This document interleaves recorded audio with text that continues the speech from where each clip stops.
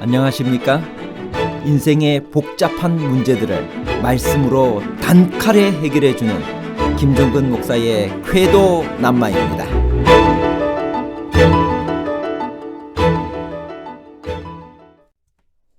하나님의 나라가 볼 수 있게 임하는 것이 아니요 우리 안에 있다면 결국 천국은 마음속에 건설된다는 말인가요? 만일 이 말씀이 그런 뜻이라면 변덕스러운 인간의 마음에 건설된 천국이 과연 무슨 의미가 있을까요? 하나님의 나라가 너희 안에 있다는 말씀은 바리새인들의 마음속에 하나님의 나라가 있다는 말인가요? 아니면 그들 중에 그리스도가 계심으로 하나님의 나라는 이미 그들에게 임했다는 말씀인가요? 바리새인의 마음속과 바리새인들 가운데에 관한 복잡한 문제를 하나님 말씀의 가르침으로 명쾌하게 해결해 드리겠습니다. 너희에게 겨자씨 하나 알 만한 믿음이 있었더라면 이 뽕나무들어 뿌리가 뽑혀 바다에 심기우라 하면 그것이 그대로 순종하였으리라고 하셨습니다. 그렇다면 우리의 믿음이 겨자씨보다도 작아서 아무것도 할 수 없다는 뜻인가요? 본문의 말씀을 살펴봐야겠습니다.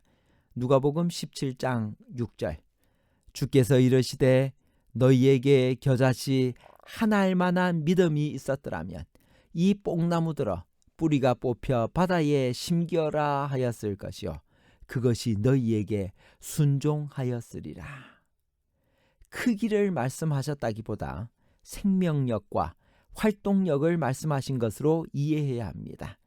겨자씨는 극히 작은 것이지만 그 안에 생명력이 있기 때문에 기적을 일으킬 수 있다는 뜻입니다. 그러므로 생명력 있는 믿음, 살아있는 신앙, 생명력 있는 기도가 중요합니다. 아무리 큰 것이라도 그 안에 생명이 없으면 아무것도 이루지 못합니다. 그래서 성경은 이야기하기를 우리가 겨자씨 하나 알 만한 아주 작은 믿음이 있다 할지라도 하나님을 의지하고 순종하며 신뢰하며 믿음으로 전진하면 그 일은 반드시 이루어진다라고 가르쳐주고 있는 것입니다.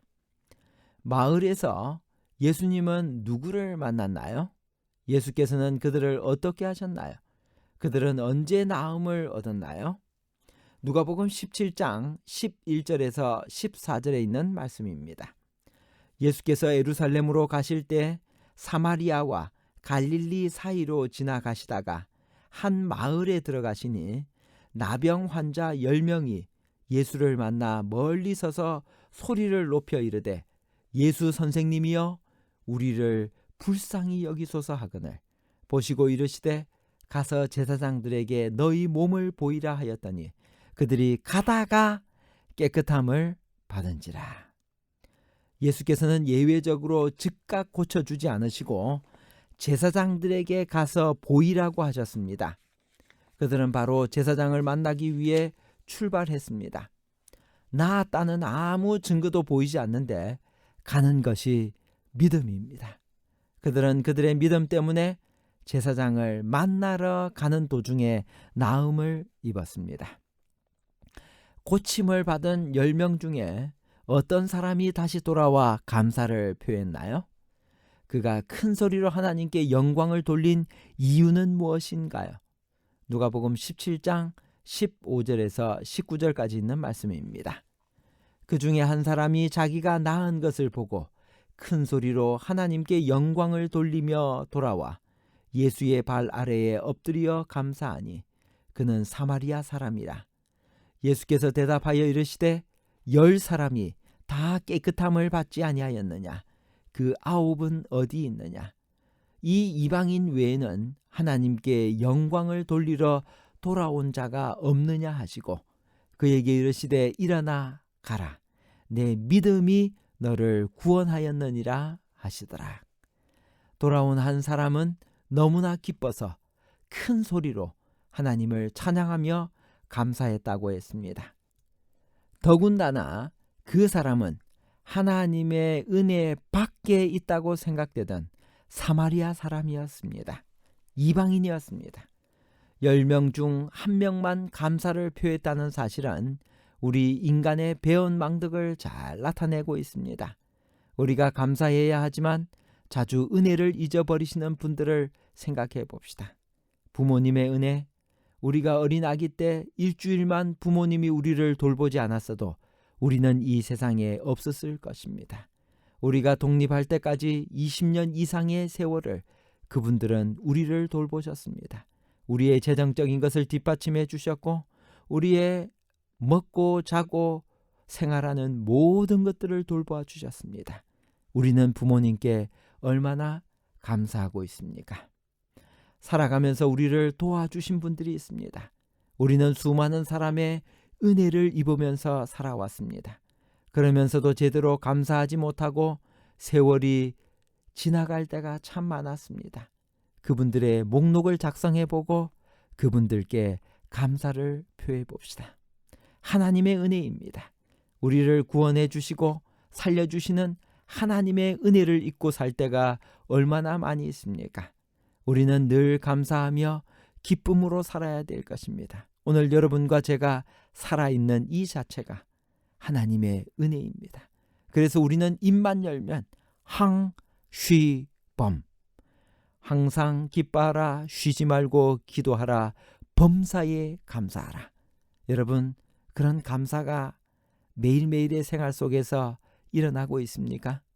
그리 아니하실지라도 하나님 앞에 감사하는 생애를 여러분과 제가 모두 살아가게 되기를 간절히 바랍니다.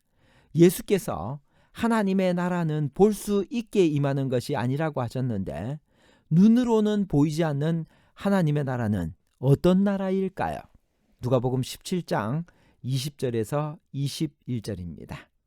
바리새인들이 하나님의 나라가 어느 때에 임하나이까 묻거늘 예수께서 대답하여 이르시되 하나님의 나라는 볼 수 있게 임하는 것이 아니요 또 여기 있다 저기 있다고도 못하리니 하나님의 나라는 너희 안에 있느니라. 여기서 볼 수 있게 임하는 것이 아니라는 말은 눈에 보인다 혹은 안 보인다를 말하는 것이 아니고 그들이 기대하고 상상하는 대로 혹은 눈에 보이는 나라의 형태를 가지고 오는 것이 아니라는 말씀입니다. 바리새인들이 하나님의 나라가 어느 때에 임하나이까 물을 때 그들은 눈에 보이는 하나님의 나라를 생각하고 있었습니다. 로마를 물리치고 이스라엘이 온 세상에 우뚝 서는 그런 정치적 천국에 대해 물었던 것입니다. 그러나 예수님의 대답은 달랐습니다. 그는 하나님의 나라는 볼 수 있게 임하는 것이 아니요 또 여기 있다 저기 있다고도 못하리니 하나님의 나라는 너희 안에 있다라고 말씀하셨습니다. 이미 하나님의 나라는 너희에게 도래했다고 말씀하시는 것입니다. 여기서 예수께서 말씀하신 하나님의 나라란 인자가 구름을 타고 능력과 큰 영광으로 와서 건설하는 미래의 영광의 왕국이 아닌 것이 분명합니다. 왜냐하면 그 하나님의 나라는 모든 사람이 볼 수 있도록 임하기 때문입니다. 그렇다면 하나님의 나라는 어디에 있나요? 군중들 앞에서 하나님의 나라는 너희 안에 있다고 하셨는데 바리새인의 마음속에 하나님의 나라가 건설될 수 있나요? 천국은 너희 안에 있다라는 말에서 너희 안에의 헬라어는 엔토스입니다.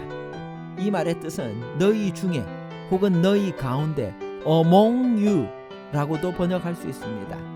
너희 마음속에 하나님의 나라가 있다고 해석하는 것은 적절치 못합니다. 왜냐하면 지금 이 말씀은 바리새인들을 향하여 하신 말씀인데 악의와 편견으로 차 있는 바리새인들의 마음속에 하나님의 나라가 있다고 볼 수 없기 때문입니다. 그러나 이 단어의 의미를 너희 가운데로 이해하면 그리스도께서 바로 하나님의 나라가 되는 것입니다. 하나님의 임재와 주권이 있는 곳이 바로 하나님의 나라이므로 그리스도께서 계신 곳이 하나님의 나라인 것입니다. 그러므로 하나님의 나라는 이미 도래하여 그들 가운데 서 계셨습니다. 너희들 가운데 있는 바로 내가 하나님의 나라다 라고 하는 의미입니다. 결론입니다. 첫째, 하나님의 나라가 너희 안에 있다는 말씀은 바리새인들의 마음속에 하나님의 나라가 있다는 말이 아니라 그들 중에 그리스도가 계심으로 하나님의 나라는 이미 그들에게 임했다는 말씀입니다. 둘째, 천국은 너희 안에 있다라는 말에서 너희 안에의 헬라어 엔토스는 너희 중에 혹은 너희 가운데라고도 번역할 수 있습니다. 셋째, 고침을 받은 10명 중에 사마리아 사람 1명만 감사를 표했습니다. 감사합니다.